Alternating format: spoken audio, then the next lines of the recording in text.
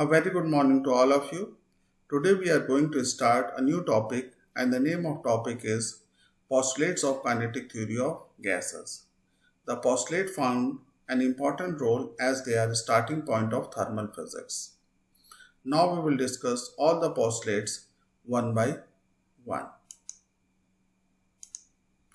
The first postulate.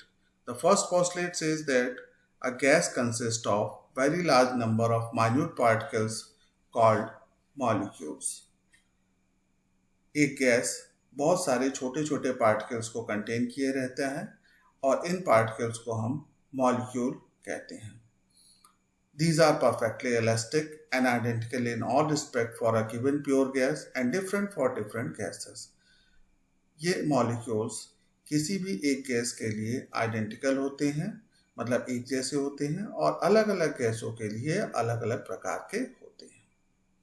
The second postulate says that the molecules of gas move in all directions with different speed and obeys Newton law of motion.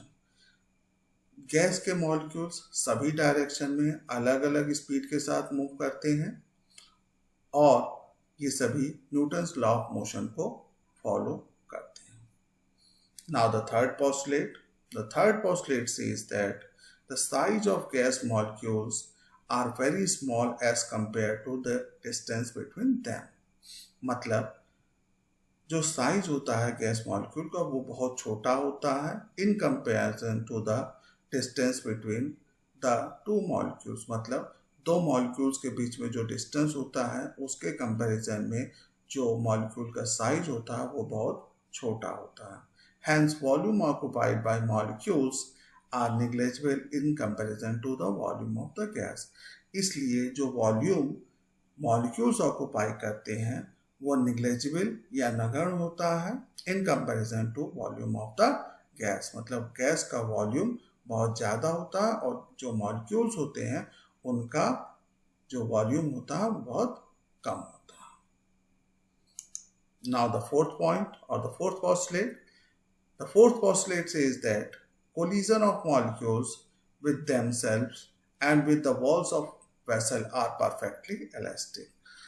Fourth postulate ये बताता है कि जब molecules एक दूसरे के साथ collide करते हैं या उनका कोलिजन वॉल्स ऑफ कंटेनर के साथ होता है तो ये कोलिजन परफेक्टली इलास्टिक होता है. परफेक्टली इलास्टिक का मतलब ये है कि उनके बीच में कोई भी एनर्जी का एक्सचेंज नहीं होता है. As such, apart from momentum, kinetic energy of the molecules are also conserved. In collisions में मोमेंटम और काइनेटिक एनर्जी भी कंजर्व रहते हैं.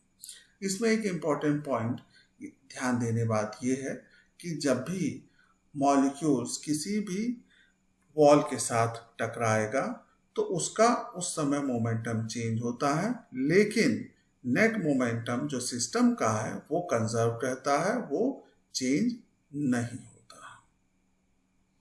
इसके बाद फिफ्थ पॉइंट.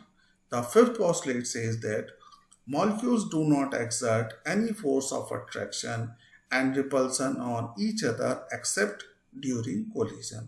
फिफ्थ पोस्टुलेट हमें ये बताता है कि मॉलिक्यूल्स एक दूसरे पे फोर्स ऑफ अट्रैक्शन या रिपल्सन नहीं लगाते हैं और फोर्स ऑफ अट्रैक्शन और रिपल्सन सिर्फ और सिर्फ कोलिजन के समय वो एक दूसरे पे लगाते हैं. Now the sixth postulate says that duration of collision is negligible. छठा पोस्टुलेट हमें बताता है कि जो कोलिजन का टाइम होता है एक दूसरे मॉलिक्यूल्स के बीच में वो नेग्लिजिबल होता है या नगण्य होता है.